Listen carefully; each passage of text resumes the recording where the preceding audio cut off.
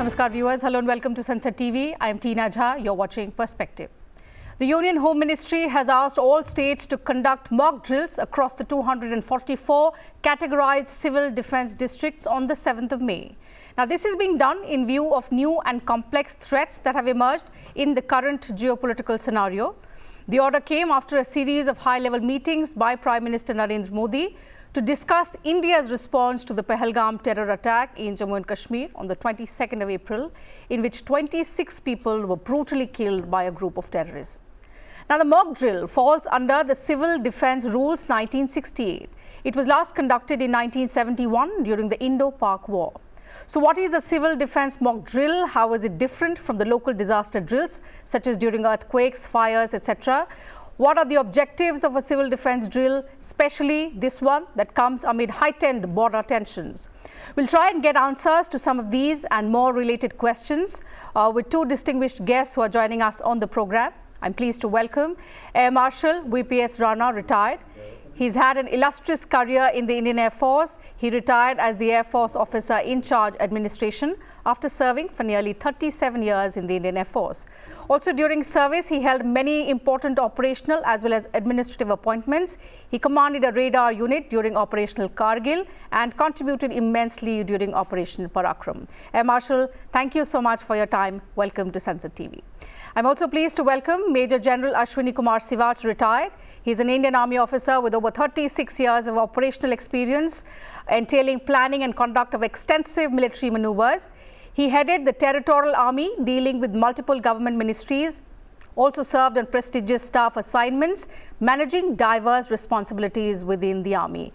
General Sivach, always a pleasure to have you join us on Sansad TV with your perspective. Thank you once again to both of you, and let's begin with Air Marshal, your perspective first. So, as an Indian Air Force veteran, also as an author of the recently released book, Invisible Warriors, which talks about all facets of air defense, including the civil defense. What is your take on the importance of civil defense drills for the general public in India, and especially given the current tensions between India and Pakistan? Thank you. Thank you so much, Tina. The first and foremost, I would want to request all the people not to get into any state of panic. These are absolutely normal preparedness that we have to go through when we are preparing for the war. As you rightly said, this is civil defense is governed by the Civil Defense Act of 1968, which we thought that after 65, when we saw that there are a lot of volunteers who came good in sorting out a lot of issues which are now in the category of the civil defense. Right. Fortunately, now we also have this very, very streamlined procedure, courtesy the NDRF, SDRF, District Disaster Management, all these things coming. So primarily, you are dealing with disasters. It all started with the war. Early, those of you remember the World War II scenario. The civil defense was very, very helpful in minimizing the losses and the casualties during that time, and it took shape in India after 65 war. Like you said, 71 we practiced. We haven't practiced it thereafter in terms of the war. Right. But luckily we've been practicing it for the disaster management and a very, very well streamlined procedures. Now, how does it differ the normal disaster to the wartime is primarily because of the which is a better way that here you are at least prepared. You know what is going to come. So you prepare beforehand about the likely threat that are to come. Primarily, you are warned through the warning system. There is a system in place which tells you that there is a threat is imminent. As far as the air defense is concerned, there are three important components people must understand. There's active air defense, which is happening 24/7 basis. It doesn't happen during war alone. Mm-hmm. It is continuum. It is continuously, even now as we sit here, there are radars churning on 24/7. There's a huge network of radars. Through the secured communication network, every threat, everything that is airborne in the sky is picked up, detected, identified, and then need be destroyed. That is the entire process of active air defense. It happens 24/7. even happening as of now. Right. Then there's a passive air defense, which primarily prepares us to nullify or reduce the effectiveness of enemy attack. And then there's a civil defense. Civil defense is primarily getting the entire apparatus of local administration together through the volunteers and through the trained personnel to reduce and minimize the impact on the civilian population and on the infrastructure.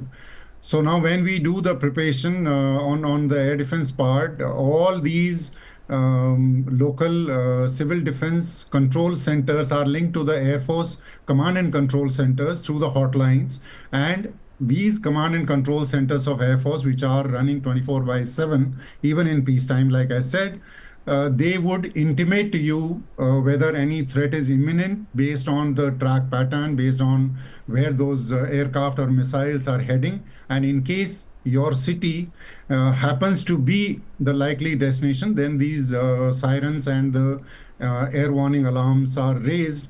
And this is the training. When we are talking about the mock drill, this is the training that we go through, that when we receive these air raid warning, then how do we respond? What are we supposed to do?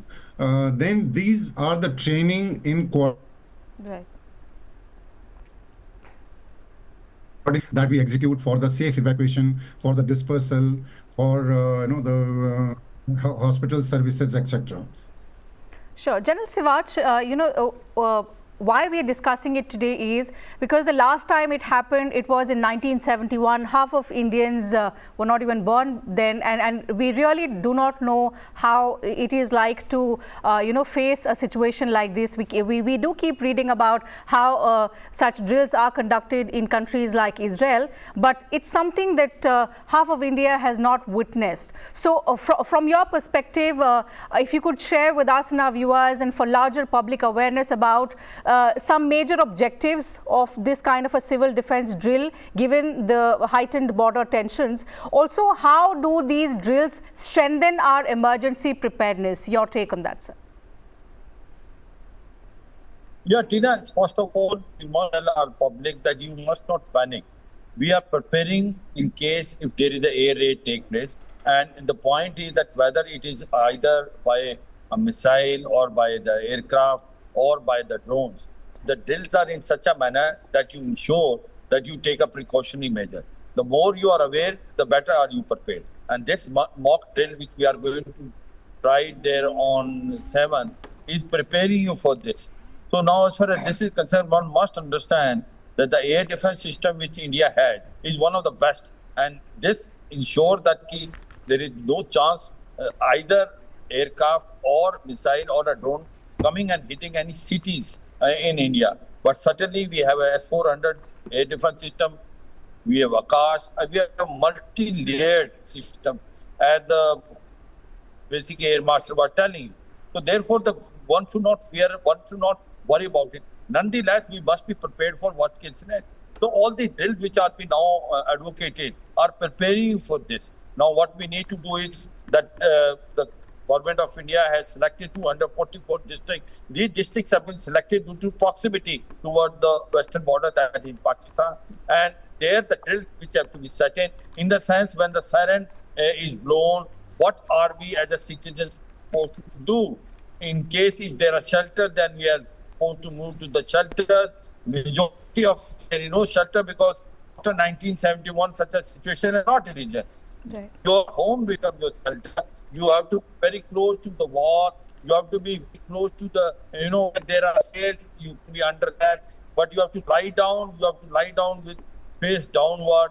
Now, these are the certain things. If you are in the metro station, one of the best, the bridges are one of these things. If you are driving, then stop driving, put your vehicle onto the side and go to the field and lie down with your head down. So all these things have to be told, and people has to be educated. Civil defense system has to be activated. NCC has to play a major role. So the more we will be alert and alive, the more you are prepared for it. You're right. Air Marshal, about No, the preparation of another defense point- forces, it's often said that the more you sweat in peace, the less you bleed in war. But for civilians, it's equally important to also be aware and be alert to the situation. So my next question, and given the vast country that we are in, my next question is about the challenges and operational preparedness. Given your vast experience in operational and administrative roles particularly, what challenges do you foresee in coordinating such a large-scale exercise which is across multiple states? Absolutely, it has got four.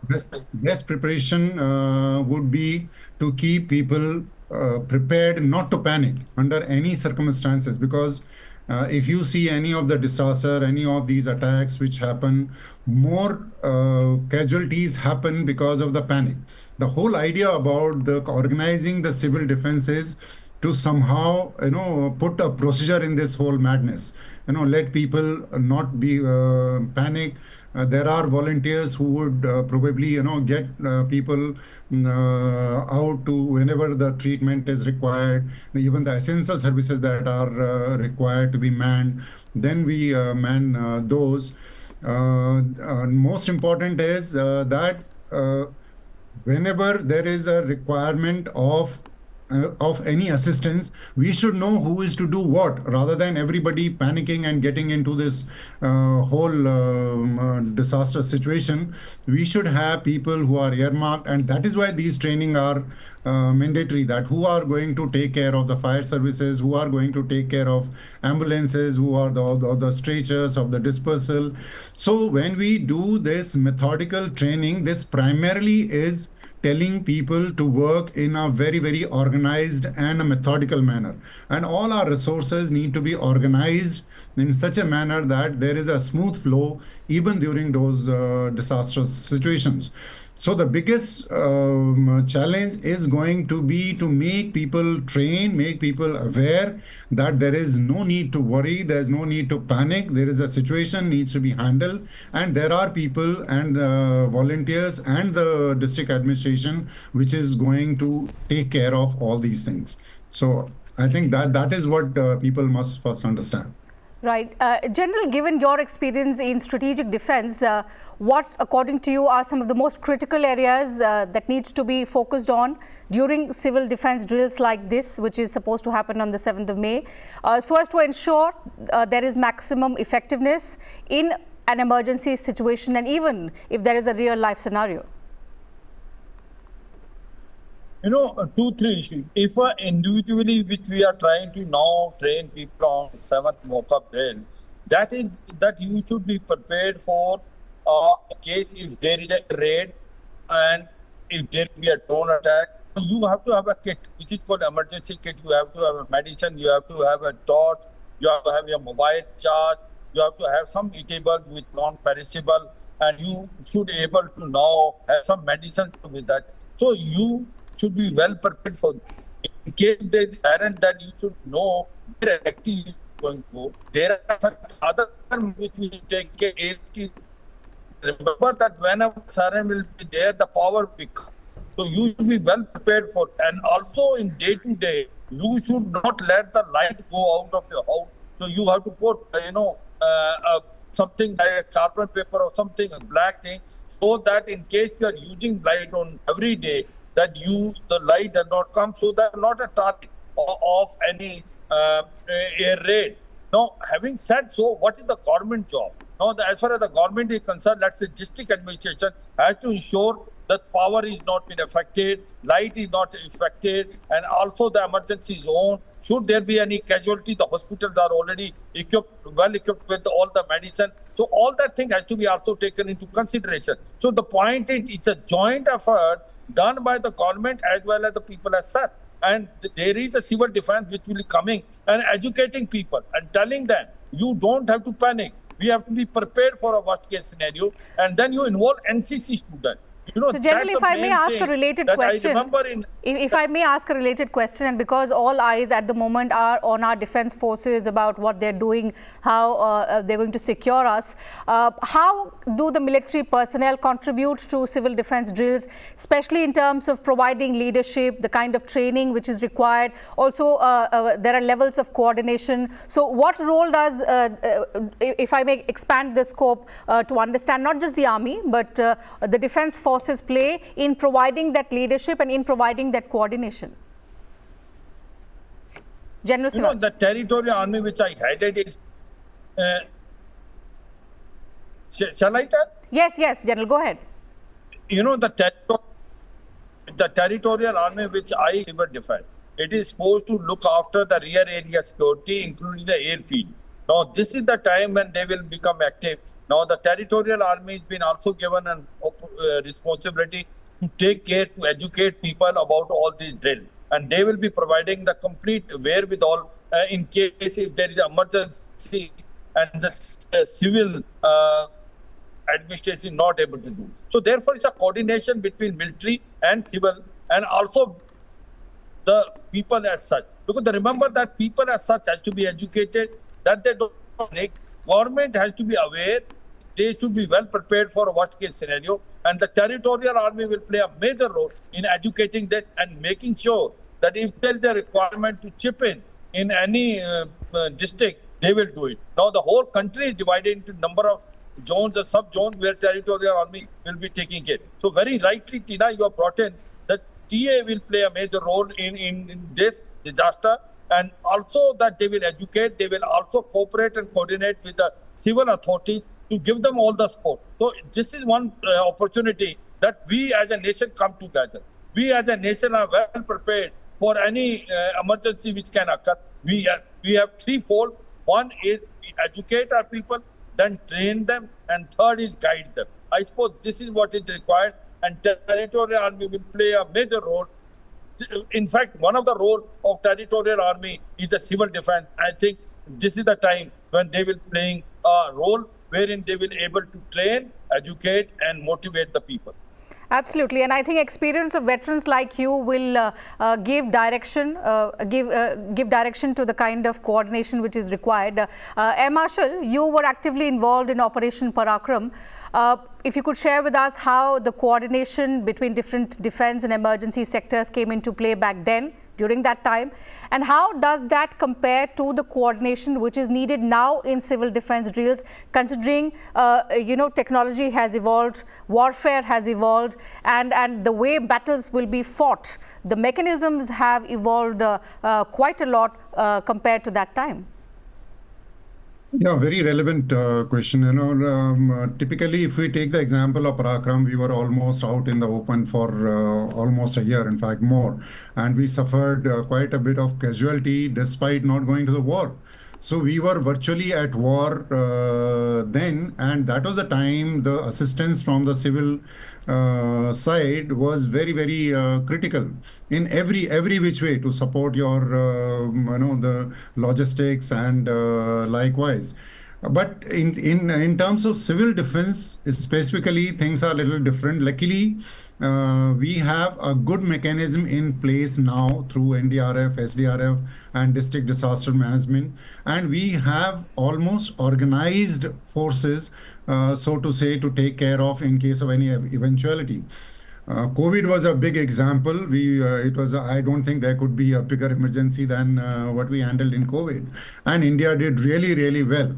How did we do well? We did well because of the lot of volunteers and lot of the organization coming to the fore.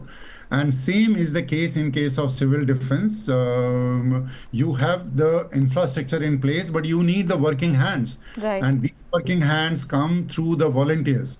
And the biggest task I personally feel would be to organize these volunteer force. Those are willingly coming forward. So one is to coordinate everybody's effort And the district administration in particular will have to play a very, very crucial role. DMs and DCs in particular have a very crucial roles wherever these things are activated, to make sure that things are organized in a proper manner, whether it is for providing the logistics or providing the medical health, providing shelters. Earlier times, even the blackouts used to be the thing. Now things are warfare a little different, because you don't really need to come to over the city to find out your target. You will probably do it from 50 kilometers, 100 kilometers, 200 kilometers apart. Yes. But we would, based on the track behavior and the pattern of the whether it is the heading of the missile or the attack of the aircraft, we would, from the command and control centers, would be able to decipher that where it is heading and which are the cities or the important installations that are likely to be under threat. And those could be then quickly warned through the air raid sirens that attack is imminent. And this is once the sirens are blown, thereafter what each and every individual is supposed to do, whether in the personal capacity or in the capacity of the authority or in the capacity of the volunteer, that should be clearly marked out, so that there is absolutely no confusion whatsoever, because we kill more people because of panic and confusion rather than the actual action. You're right. Coordination is the key, as both of you have rightly pointed out. General Sivaj, I'll take a related question on the evolving nature of security threats. So in context of India, from terrorism to cyber attacks, how can India's civil defense mechanisms adapt to address some of these new challenges? See, my point is the civil defense is prepared for a worst case scenario. Now, civil defense with disaster management, we have got national disaster management, NDRF, we have got also at the state level SDRF, they all will coordinate, and they coordinate through the district authority. So therefore, the point is that whether it is against a terrorism or any attack of this nature, or there is a disaster which is either human-made or natural disaster, you take precautions, you take action, and you take remedial measures, as well as when it takes place, then you also ensure that you provide all the facilities, you do the disaster management, you also then do a relief. So same way in this case also, if you remember that it has got threefold. One is to educate your countrymen to be alert and alive, do the drills, what is the responsibility of an individual in a public as to how he should save himself from this disaster in case there is an air raid, how should he protect himself. And the second, which is important, is the government, the administration, what role will they play? That they will ensure that the essential services are not affected at all, and in case there are some casualty, they have to be taken care of. If there is a requirement of evacuation to be done, that they will take care of. And third thing is coordination, cooperation between all the agencies which are working of the government, including NDRF, SDRF, also the one of civil defense and NCC. The NCC is one which should be rotated now, because you will find it in every district. There are a number of NCC units which are there. They are well trained, well motivated, and they are supposed to know about civil defense. I think we should also chip them in. And overall, a comprehensive plan must be made at the district level when we do this mock drill on 7th. I think this is a very, very important thing, that we sort out all the problems. In case if there are gray areas, we take action. And at the same time, give a confidence to our countrymen that you don't have to panic. We should be prepared for a worst case scenario.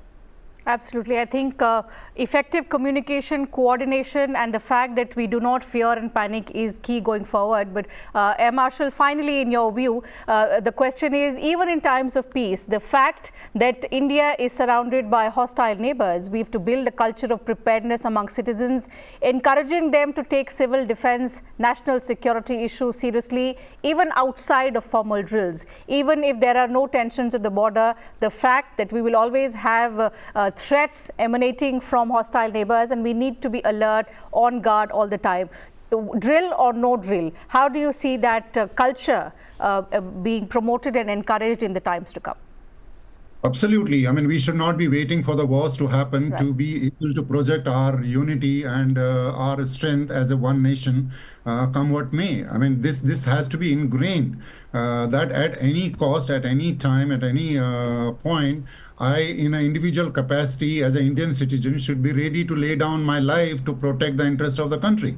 So it is not only for the times like these that you are waiting for the civil defense drills to happen, and then that patriotism will come out. I mean, that has to be inculcated, ingrained in your school education, in your professional education, that you need to put the country's interest first, and then only your personal interests.